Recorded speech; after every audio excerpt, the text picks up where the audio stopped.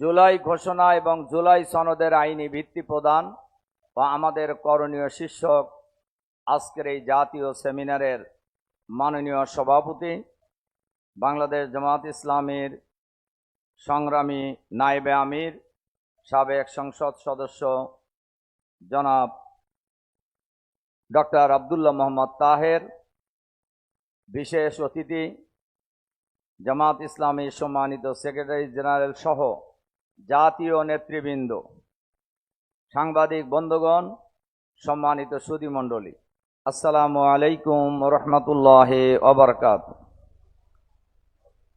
সম্মানিত সুধীমণ্ডলী,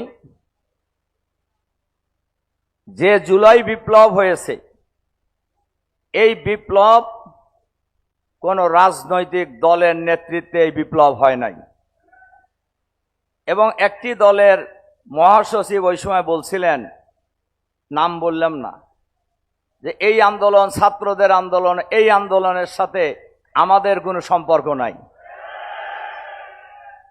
কাজেই এই আন্দোলন ছিল সার্বজনীন আন্দোলন, যে আন্দোলনের মধ্য দিয়ে ফ্যাসিবাদী সরকারের পতন হয়েছে। ফ্যাসিবাদী সরকারের প্রধানমন্ত্রী এবং মন্ত্রী পরিষদ এবং এমপি মন্ত্রী, তাদের দলের ব্যবসায়ীরা সহ এমনকি প্রধান বিচারপতি সহ অ্যাপিলেট ডিভিশনের বিচারপতিরা পদত্যাগ করে পালিয়ে যেতে বাধ্য হয়েছেন। এই আন্দোলনের পরে সরকার হয়েছে। সুতরাং এই সরকার হয়েছিল জনগণের অভিপ্রায়ের ভিত্তিতে সরকার। এই সরকার হলো জনগণের সরকার। এই সরকার কোনো দলের সরকার ছিল না, দলের আন্দোলনও হয় নাই, দলের সরকারও নয়। এবং এখন যে সরকার আছে তাদেরকে কোনো দল বসায় নাই। খুবই এ ব্যাপারে আমার মনে হয় বাংলাদেশের 18 কোটি মানুষের কোনো সামান্যতম কোনো দ্বিধাদ্বন্দ্ব নেই। কয়েকদিন আগে একজন সিনিয়র সাংবাদিক বলছেন, 8 মাস ইউনূস সাহেবকে দেখছি একরকম, আর এর পরের থেকে এই 4 মাস মনে হচ্ছে ইউনূস সাহেব, আমি দলের নাম বলতেছি না, একটা দলের নামই বলছে উনি, যে একটা দলের পকেটে ঢুকে গেছে। আমরা ইউনূস সাহেব কোন দলের পকেটে ঢুকছে এই কথা আমরা বিশ্বাস করতে চাই না। তবে এ কথা তো সঠিক, এই সরকারের কিছু উপদেষ্টা যারা ইউনূস সাহেবকে একটা দলের পকেটে নেওয়ার ষড়যন্ত্র করছে, এই দলের কিছু উপদেষ্টা আওয়ামী স্টাইলের নির্বাচন করে একটি দলকে ক্ষমতায় বসানোর ষড়যন্ত্রে নিয়োজিত হয়েছে। আমি ওইসব উপদেষ্টা সহ যারা এই চেষ্টায় নিয়োজিত তাদেরকে আমি বলবো, ভাই এ কথা ভুলেন না। সবাই মনে করছিলেন হাসিনা যতদিন বাইসে আছে ততদিন তার ক্ষমতার থেকে তাকে নামাইতে কেউ পারবে না। কিন্তু বাংলাদেশের জনগণ কি কোনো রাজনৈতিক দলের অপেক্ষায় ছিল? কোন রাজনৈতিক দলকে তোয়াক্কা করছে? জনগণ অন্যায়ের বিরুদ্ধে যখন একবার বিদ্রোহী হয়ে উঠেছে, ফ্যাসিবাদী সরকারকে যেমন বিদায় করেছে, নতুন ফ্যাসিবাদের যে আশঙ্কা বাংলাদেশের জনগণ, এই ধরনের কোন ফ্যাসিবাদী শাসন বাংলাদেশে আর আসতে দেবে না, চলতে দেবে না আগামী দিনে ইনশাআল্লাহ। এজন্য করণীয় হিসাবে আমি বলতে চাই, অবিলম্বে, অনেকেই বলছেন জুলাই সনদের আইনি ভিত্তি দেওয়ার জন্য। এটা দাবি কেন করতে হবে? দাবির কথা বলছেন, কেন দাবি করতে হবে? এটা সরকারের, এটা দায়িত্ব।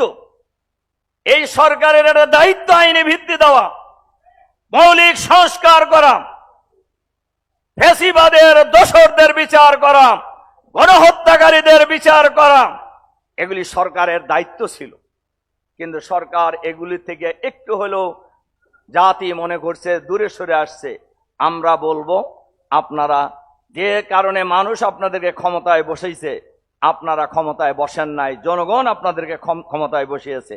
সুতরাং জনগণের ভাষা বোঝার চেষ্টা করুন। আবার কেয়ারটেকার সরকারের, অন্তর্বর্তীকালীন সরকারের অধীনে যে নির্বাচনের ডেট ঘোষণা হয়েছে, আমরা এই ডেটকে স্বাগত জানাই। তবে অবশ্যই লেভেল প্লেইং ফিল্ড তৈরি করতে হবে, সবার জন্য সমান অধিকার নিশ্চিত করতে হবে, আইন শৃঙ্খলা পরিস্থিতি উন্নত করতে হবে। বাংলাদেশের মানুষ আওয়ামী স্টাইলের কোন নির্বাচন বাংলাদেশে হতে দেবে না। বাংলাদেশের মানুষ হাসিনা মার্কা নির্বাচনের জন্য হাজার হাজার মানুষ জীবন দেয় নাই, লক্ষ লক্ষ মানুষ রক্ত এবং ত্যাগ কোরবানি পেশ করে নাই।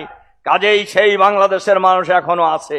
কাজেই আমরা সরকারের কাছে আহ্বান জানাবো, আপনারা জনগণের ভাষা বুঝে জুলাই ঘোষণা, জুলাই সনদ সহ জনগণের যে দাবি, গণহত্যার বিচার, ফ্যাসিবাদের দোসর সরকারের ভিতরে বাইরে যারা আছে তাদেরকে চিহ্নিত করে গ্রেপ্তার করে বিচার করা, আমাদের নেতৃবৃন্দ শহীদ আমির জামাত সহ অন্যায়ভাবে অবৈধ বিচার করে যে ফাঁসি দেওয়া হয়েছে, এই ফাঁসির সাথে জড়িত বিচারপতি, প্রসিকিউশন, তদন্ত কর্মকর্তা বা মিথ্যা সাক্ষী দাতাদেরকে গ্রেপ্তার করে বিচারের মুখোমুখি করতে হবে এবং আগামী নির্বাচন সুষ্ঠু এবং স্বাধীনভাবে করার পরিবেশ নিশ্চিত করার আহ্বান জানিয়ে আমার বক্তব্য এখানে শেষ করছি।